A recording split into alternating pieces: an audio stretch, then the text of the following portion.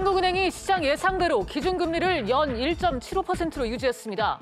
한은은 경기 상황을 감안해 올 경제 성장률 전망도 연 2.6%로 하향 조정했습니다.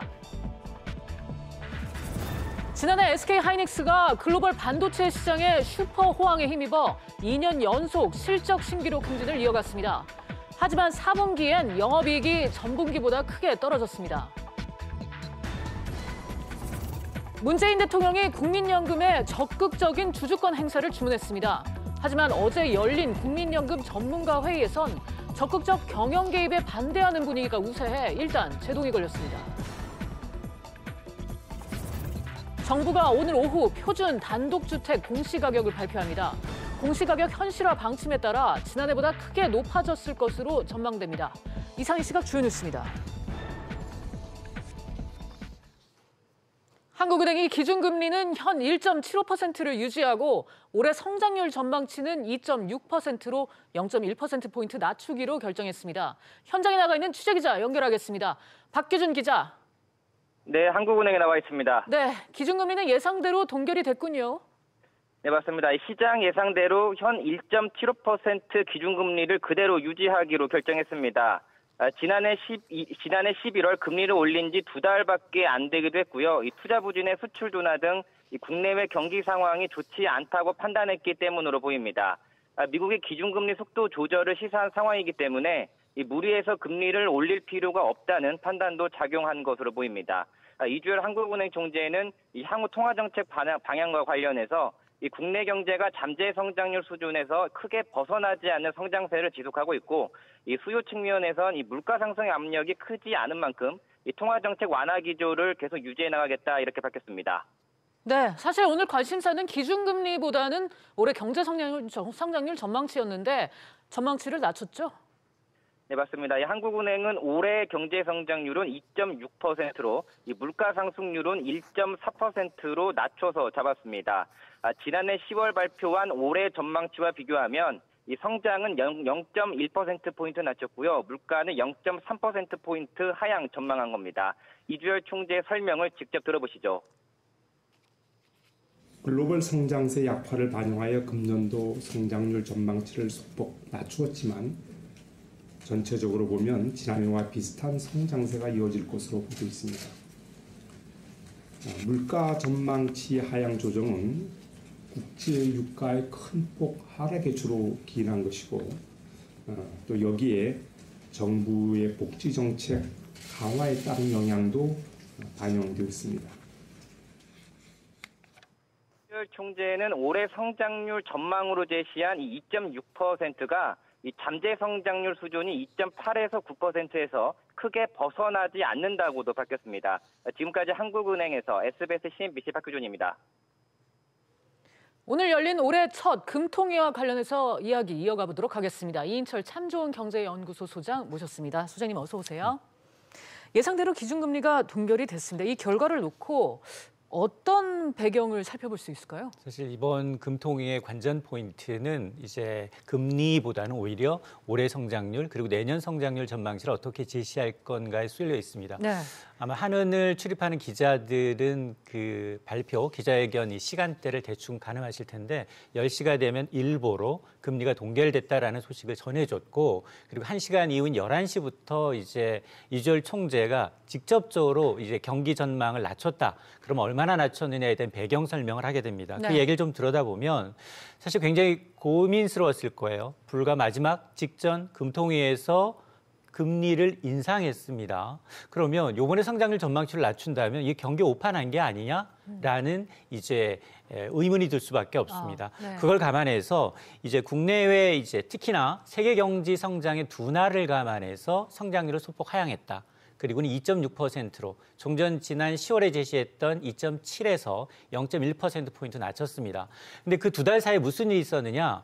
세계은행, 이 국제통화기금이 올해 세계 경제 성장률 전망치를 무려 0.2%포인트 낮췄다는 겁니다. 자, 그러다 보니까 지금 물가 수준도 국제유가 이제 하방 압력에 힘입어서 낮아졌고 그러면 금리를 올리기보다는 앞으로 상당 기간 올해 내내 금리가 동결된 가능성이 높다라는 걸 의미하는 대목입니다. 네. 지금 소장님 말씀이 기준금리를 올린 지 2달 만에 성장률 전망치를 낮추는 것에 대해서 하느니 좀 부담을 느꼈을 것이다. 그렇게 말씀을 해주셨는데 지금 일단 미국이 금리 인상 속도 조절을 시사한 상황이어서 앞으로 금융시장이 어떻게 흐를지도 중요할 텐데 연내에 올해 안에는 기준금리가 계속해서 동결될 것이다. 그러니까 올리기가 쉽지 않을 것이다. 이런 전망도 나오고 있습니다. 맞습니다. 전적으로 미국의 통화정책 방향에 쏠려 있습니다. 제롬 파웰 의장도 그동안 꿋꿋하게 트럼프 대통령의 압박에도 불구하고 지난해 말까지 기준금리를 인상해왔습니다. 그렇죠. 지난해는 무려 4차례나 인상을 해서 당초 전망은 올해도 한 3차례였죠. 그러다 2차례, 지금은 1차례 정도. 1차례도 있을 수 있나? 혹시 미국도 동결로 가는 게 아니냐라는 분위기로 급반전되고 있습니다. 이렇게 미중 무역 전쟁이 장기화되고 있고요. 브렉시트에 따른 상반기 이제 글로벌 시장의 불확실성이 커지다 보니까 미국조차도 올해 금리 동결 가능성이 제기가 되고 있다면 한은의 입장에서 보면 통화 정책의 여력을 확보할 수 있다는 겁니다. 그래서 일부 전문가들은 올해 내내 금리 동결이 아니라 한은은 금리를 오히려 한 단계 내려야 되는 게 아니냐라는 의견까지 제시가 되고 있는 겁니다. 네, 이런 얘기가 나오는 이유는 역시 이 한은이 올해와 내년 경제를 예전보다는 좀 부정적으로 보기 때문이 아니겠느냐, 뭐 이런 분석이 나오죠. 맞습니다. 이주열 한은 총재는 지금 우리나라의 잠재 성장률 100% 전력 질서에서 낼 수 있는 잠재 성장률이 2.8에서 2.9로 제시를 하고 있지만 올해 성장률 2.6%로 낮추면서도 성장률 범위 내에서 잠재 성장률 기조에서 크게 벗어나지 않고 있다라고 강조를 하고 있는 건 정부의 재정 지출 확대가 그나마 올해 이제 이 우리 성장의 어떤 버팀목이 될 것이다라는 의견을 내비치고 있는 상황인데, 근데 연초의 상황은 좋지가 않습니다. 2달 연속 반도체 수출이 이제 급감하고 있습니다. 네. 이러다 보니까 83개월 동안 이어졌던 무역수지 흑자가 지금 깨질 위험이 있습니다. 이 반도체 이후를 이제 걱정해야 되는데 지금 뭐 바이오도 그렇고요, 게임도 그렇고요, 이후 성장 산업을 찾지 못하고 있기 때문에 아마 올해 이제 세계 경제 흐름에 이제 굉장히 좌우되겠지만 중국도 성장률이 굉장히 28년 만에 가장 낮은 수준으로 떨어져 있고 우리의 수출의 거의 4분의 1을 담당하고 있는 미국, 중국이 이렇게 흔들리다 보니까 우리 역시 수출로 활보를 찾기도 좀 어려운 상황입니다. 네, 지금 말씀하신 대로 지금 반도체가 하강 조짐을 보이는 데다가 지금 미중 무역 전쟁이다, 중국의 경제 성장 둔화다, 이런 게 우리 수출에 미치는 영향이 더 부정적일 것으로 지금 전망이 되고 있죠. 맞습니다. 삼성전자의 반도체는 지난 4분기에 5조 원가량 반도체 부문에서 영업이익이 이제 허공으로 사라졌습니다. 우리나라 수출의 거의 한 20%, 5분의 1을 차지하고 있는 반도체가 흔들리고 있습니다. 반도체 물론 뭐 굉장히 치킨 게임이 일단락된 상황에서 이제 하반기에 반도체가 반등할 것이라는 의견도 있지만 예전과 같은 영업이익률 50% 달성은 좀 어려워질 수 있다는 겁니다. 네. 그건 삼성뿐만 아니라 SK 하이닉스에서도 찾아볼 수가 있는데요. 그러다 보니까 반도체 이외에 지금 우리가 지금 굉장히 공을 들였던 석유화학 그리고 선박 수출이 계속해서 줄어들다 보니까 앞으로 이제 올해 내내 이런 상황이 이어진다면 반도체 현물 가격에 따라서 이 납품하고 있는 고정 가격까지 급속도로 떨어진다면 반도체에 기댄 성장이 굉장히 위태해질 수 있다. 이게 바로 올해 수출 전망이 녹록치 않은 않음을 예고하는 대목입니다. 네. 여기에 아까도 말씀드렸지만 중국의 부진이 역시 큰 불안 요인 중 하나죠. 중국의 성장률 지난해 6.6%로 잠정 짓게 됐습니다. 네. 저는 이 역시 이에고도 이제 의문을 제기하고 싶은데요. 굉장히 높은 성장률이죠. 그럼에도 불구하고 천안문 사태가 일어났던 1990년 이후 가장 낮은 성장률을 보이고 있는데 문제는 올해 성장률이 더 떨어질 것이다라는 전망입니다. 일부 전문가들은 6.2에서 6.3%, 일부 글로벌 투자은행은 5%대까지도 낮춰보고 있습니다. 이게 이 정부 관이 주도하다 보니까 통계의 어떤 신뢰성 측면에서 굉장히 훼손된 측면이 있는데 문제는 중국 경제 의존도가 높은 우리나라입니다. 중국의 성장률이 1% 떨어진다면 우리나라의 성장률은 0.5%포인트 따라서 내려갈 수밖에 없는 구조라는 겁니다. 이 포스트 차이나를 대비하려는 대목입니다. 네. 자, 이렇게 되면 수출 말고 좀 다른 동력이 필요할 것 같은데. 맞습니다. 정부는 이제 규제 개혁에 굉장히 드라이브 방점을 찍고 있습니다. 네. 연초부터 지금 뭐 규제 샌드박스를 도입하면서 수소경제 활성화 대책을 발표하고 있죠. 민간 기업의 투자를 위해서 여러 가지 혁신 성장을 하겠다라는 건데요. 뭐 기대를 모았던 사실 은산 분리 완화를 통한 제3의 인터넷 은행도 지금 선정에도 지금 유력 후보들이 지금 아예 도전을 하지 않고 있습니다.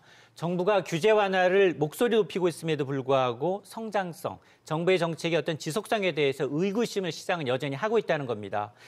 굉장히 수치에 함몰되지 말아야 된다는 점을 꼭 얘기하고 싶은데요. 성장이 급격히 둔화되는 상황에서 지금 최저임금의 급격한 인상과 근로시간 단축에 대한 로드맵이 사실 현장의 목소리를 잘 반영하고 있는지를 한번 되돌아볼 필요가 있어 보이고요. 말로만 이제 외치는 규제 개혁과 혁신 성장은 공허한 메아리다. 네. 꺼져가고 있는 성장 엔진을 되살리고 반도체 이후에 먹거리를 육성하기 위해서 노사정, 국회가 한 목소리를 내야 되는 그런 절실한 상황입니다. 네, 하느니 오늘 우리 올해 경제 성장률 전망치를 낮춘 것에서 확인할 수 있듯이 올해 우리 경제가 쉬워 보이지는 않습니다. 정부의 대처가 정말 절실한 상황입니다. 오늘 말씀 여기까지 듣겠습니다. SK하이닉스가 지난해 4분기 실적을 발표했습니다. 영업이익 4조 4천억 원으로 시장의 예상치를 크게 밑돌았는데요. 취재기자 연결해 알아보도록 하겠습니다. 서주현 기자. 네, 서주현입니다. 네, SK하이닉스 실적이 나왔죠. 네, 이 SK하이닉스는 지난해 4분기에 매출 9조 9,381억 원에 영업이익 4조 4,301억 원을 올렸다고 밝혔는데요. 매출액은 사상 최고치를 기록했던 전분기 11조 4,168억 원보다 13% 줄었고 지난해 같은 기간 9조 276억 원보다는 10.1% 증가했습니다. 영업이익은 전분기에 세웠던 신기록이죠. 6조 4,724억 원과 비교하면 31.6%나 감소했는데요. 1년 전 4조 4,658억 원에 비해서도 0.8% 줄었습니다. 분기 영업이익이 5조 원을 밑돈 것은 지난해 1분기 이후 처음입니다. 네, 그러니까 전망치보다도 밑돈 성적이었죠?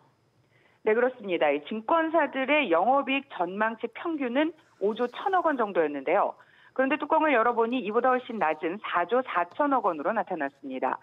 매출에서 차지하는 영업이익을 나타내는 수익성 지표인 영업이익률은 44.6%로 지난해 1분기 이후 최저치를 기록했는데요. 4분기 디램 출하량이 전분기보다 2% 감소했고 평균 판매 가격은 11%나 떨어지는 등 시장의 영향으로 분기 실적이 기대에 못 미친 것으로 분석이 됐습니다. 네, 올해 실적은 어떻게 전망되고 있나요? 네, 지난해 연간 매출 40조 원, 영업이익 20조 원을 각각 넘어서면서 창사 이래 최고 성적을 기록했었는데요. 연간 영업이익률은 무려 51.5%로 최고치를 보였습니다. 1,000원을 팔아서 515원 이익을 남긴 건데요. 하지만 4분기에는 크게 떨어졌습니다. 업계 전문가들은 올해 상반기에도 이런 하강 곡선이 이어질 것으로 전망을 하고 있습니다. SK하이닉스는 실적 발표 후 이어진 컨퍼런스 콜에서 올해 장비 투자는 40%가량 축소하지만 연구개발 등 미래 투자는 지속적으로 이루어질 것이다 라고 밝혔습니다. 지금까지 SBS CNBC 서주현입니다. 현대자동차가 베트남 공장을 증설하고 현지 판매 합작법인을 설립해 연간 10만 대 생산 판매 체제를 추진합니다. 현대차는 지난해 처음으로 베트남에서 연간 판매량 5만 대를 돌파했고 일본 도요타에 이어서 시장 점유율 2위를 기록했습니다. 삼성 SDS가 정보통신 서비스 업계 최초로 매출 10조 원을 넘겼습니다. 지난해 잠정 매출은 10조 342억 원, 영업이익은 8,774억 원을 기록했다고 공시했는데 클라우드와 인공지능 등 전략사업 부문이 호조세를 보이며 전체 매출액을 이끌었습니다. 청와대와 국민연금이 적극적인 주주권 행사 지침인 스튜어드십 코드 행사에 대해 엇갈린 신호를 내놨습니다. 가늠자는 한진그룹이 될 전망입니다. 취재기자 연결해 보겠습니다. 최나리 기자. 네, 최나리입니다. 네, 문재인 대통령이 국민연금에 적극적인 스튜어드십 코드 행사를 주문했죠. 네, 문재인 대통령이 어제 청와대에서 공정경제 추진 전략회의를 주재하며 이례적으로 직접 스튜어드십 코드를 언급해 기업들의 긴장감이 높아졌습니다. 문 대통령은 공정경제를 위해서 대기업의 책임 있는 자세가 중요하다며 틀린 것은 반드시 책임을 묻겠다고 말했습니다. 문 대통령이 스튜어드십 코드를 직접 언급한 것은 이번이 처음입니다. 직접 들어보겠습니다. 앞으로도 정부는 대기업, 대주주의 중대한 탈법과 위법에 대해서는 국민연금의 스튜어드십 코드를 적극 행사하여 그런데 어제 열린 국민연금 수탁 전문위에서는 이런 주문과는 다른 분위기였다면서요? 네, 문 대통령의 주문과는 다른 국민연금의 적극적인 경영 참여에 대한 반대 의견이 우세했습니다. 구체적으로 보면 한진칼 경영 참여 주주권 행사에 대해서는 찬성이 4명, 반대가 5명이었습니다. 대한항공의 경우 찬성이 2명, 반대가 7명이었습니다. 결국 경론 끝에 이사해임 같은 경영 참여에 해당하는 적극적인 주주권 행사는 하지 않기로 했습니다.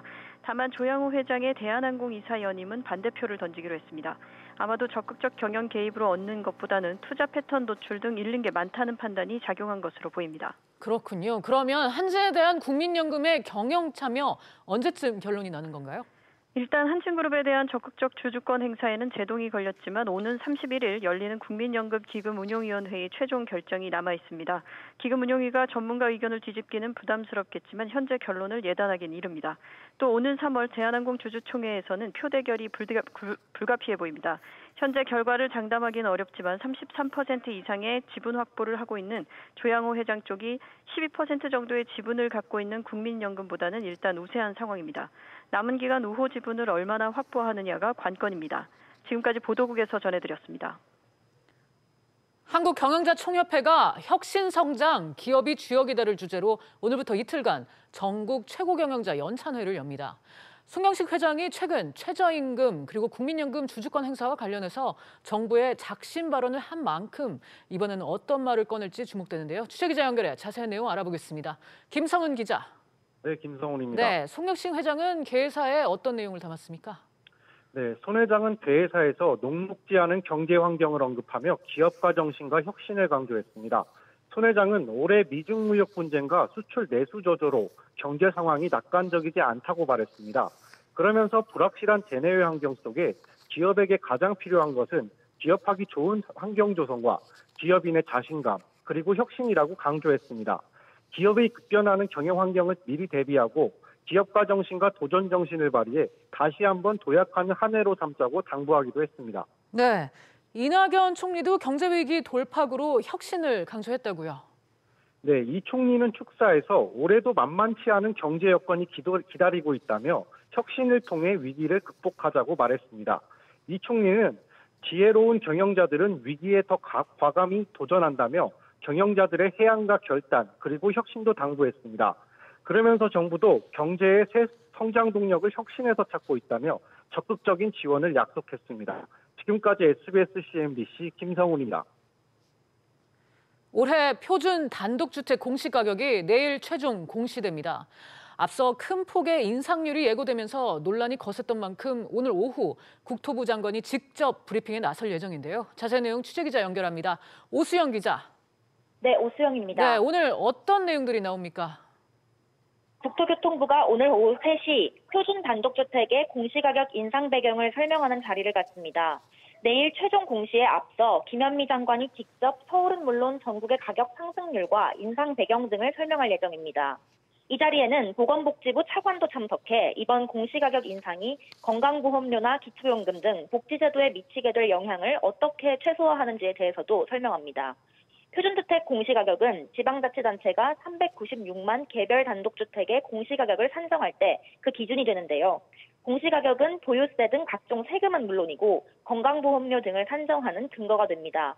앞서 국토부는 어제 중앙부동산가격공시위원회를 열고 한국감정원이 산정한 22만 곳 표준주택의 가격을 확정했습니다. 네, 오 기자, 인상률은 어느 정도로 예상되고 있습니까? 네, 지자체에서 파악한 올해 전국 표준주택의 공시가격 상승률은 약 10%, 서울은 20% 정도로 전해지고 있습니다. 전국 표준주택의 공시가격 상승률은 최근 몇 년간 4%에서 5% 선, 서울의 경우에는 5%에서 7% 선을 유지했지만 올해는 훨씬 큰 폭으로 뛸 것으로 예상이 되고 있는데요.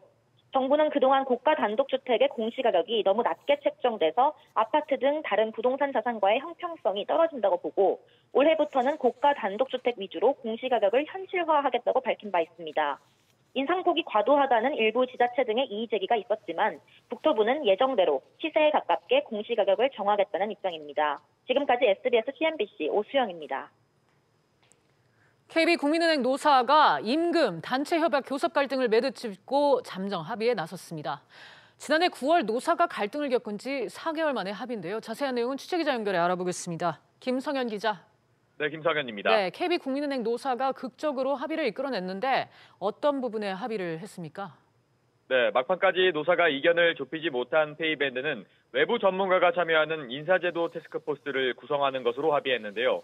앞으로 5년 동안 운영될 TF에서 합리적인 방안을 찾기로 한 겁니다. 다만 TF가 종료될 때까지 해결책을 찾지 못하면 2014년 입행 직원에게 적용했던 페이밴드 상한선을 완화하기로 했습니다. 지난 2014년 영업직 창구 직원이 정규직으로 전환하면서 생긴 직급인 최하위 직급 처우 개선도 TF에 맡기기로 했는데요. 경력기간 인정과 비용 등을 두고 팽팽하게 맞섰던 노사는 TF를 통해 중재기간을 갖고 합의점을 찾기로 했습니다. 네, 성과급 임금 상승과 관련해서도 합의가 이루어진 건가요? 네, 그렇습니다. 노사는 임금 피크제 진입 시기에 대해선 한 발씩 양보했는데요. 전 직원이 만 56세에 도달한 다음 달 1일 임금 피크제에 들어가는 방식으로 합의했습니다. 팀장급 이하 직원에게는 재택근무를 통해 6개월 연수 기간을 추가로 보장하기로 했습니다.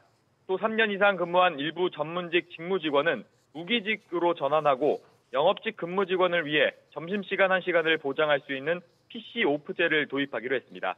노조는 내일 조합원 찬반 투표를 거쳐 합의안을 최종 확정할 예정입니다. 지금까지 SBS CNBC 김성현입니다. 편의점 운영이 어려워져 폐업을 원할 경우 위약금 부담을 낮추거나 없애는 방안을 정부와 여당이 지난달 초 내놨는데요. 공정거래위원회가 오늘 위약금 감면 세부 기준 등을 마련하고 표준 가맹계약서에 반영하기로 했습니다. 또 프랜차이즈 경영진이 브랜드 이미지를 실추시켜 가맹점주에게 손해를 입혔을 때 이에 대한 배상 책임 역시 계약서에 명시하기로 했는데요. 자세한 내용 취재기자 연결합니다. 이한나 기자. 네, 이한나입니다. 네, 공정위가 표준 가맹계약서에 넣겠다는 게 어떤 내용입니까? 네, 공정위가 오늘 편의점을 비롯해 외식업종과 도소매, 교육서비스 등 4개 업종의 표준가맹계약서를 개정한다고 밝혔습니다. 우선 편의점 폐점 시 위약금 감면 사유를 상권 악화나 근접 출점, 질병, 자연재해 등으로 한정했습니다. 그러니까 가맹점주의 책임 없는 사유로 일정 기간 이상 경영 악화가 지속되어 폐업하는 경우에만 감면받을 수 있다는 뜻인데요. 가맹점주의 책임이 아닌데도 위약금을 청구하는 가맹본부에게는 가맹점주의 비책 사유를 입증토록 했습니다. 또 편의점주의 영업시간 단축 허용과 관련해 휴무 신청을 사전에 가맹본부에 공지했다면 특별한 사정이 없는 한 이를 허용하도록 명시했습니다. 영업시간 단축 요건인 심야 영업시간대도 기존 1시부터 6시에서 0시에서 6시로 변경하고 영업손실 발생 기간도 6개월에서 3개월로 단축했습니다. 네, 여기에 오너리스크에 따른 가맹본부의 배상 책임도 명시한다고요? 네, 편의점뿐만 아니라 4개 업종 계약서에 오너리스크에 따른 가맹본부의 배상 책임을 기재하도록 했습니다. 이에 따라 가맹점주는 향후 오너리스크로 인해 이미지가 실추되거나 매출액이 급격히 줄어들 경우 손해배상을 요청하는 등 적극적인 권리 행사를 할 수 있습니다. 이 밖에도 가맹점주를 보호할 수 있도록 가맹본부가 영업지역을 변경할 경우 그 요건을 강화하는 내용도 담겼습니다. 또 가맹점주에 대한 가맹본부의 보복행위를 금지하는 규정도 강화했는데 법률상 문제가 없어도 보복 목적으로 보이는 근접 출점, 출혈 판촉 행사 등을 할 수 없도록 규정했습니다. 지금까지 SBS CNBC 이한나입니다. 증시 상황입니다. 오늘 국내 증시는 외국인의 매수세에 힘입어 상승세 보여주고 있습니다. 코스피 0.4% 오르면서 2136포인트, 코스닥도 0.8% 오르면서 701포인트에 거래되고 있습니다. 오늘 주목해보실 종목들 차례대로 보도록 하겠습니다. 우선 반도체주가 탄력을 받고 있습니다. 특히 SK하이닉스가 현재 4%대 강세 보이고 있는데요. 지금 작년 최대 실적을 경신했다는 소식이 나오면서 69,700원에 거래되고 있습니다. 현대차도 상승세입니다. 정의선 수석 부회장이 수소위원회 공동회장으로 취임했다는 소식에 더해서 또 오늘 오후에는 실적 발표가 있는데요. 현재는 0.78% 오르면서 13만 원에 거래되고 있습니다. 증권주도 상승세입니다. 증권거래세가 폐지를 추진한다는 소식에 현재 키움증권과 삼성증권 각각 오름세 보여주고 있습니다. 하지만 현재 네이버는 하락세 보이고 있는데요. 네이버가 인터넷은행 설명회에 불참했다는 소식이 전해지면서 현재 2% 내림세 12만 9천 원에 거래되고 있습니다. 지금까지 증시 상황이었습니다. 오늘 저희가 준비한 내용은 여기까지입니다. 시청해주신 여러분 고맙습니다.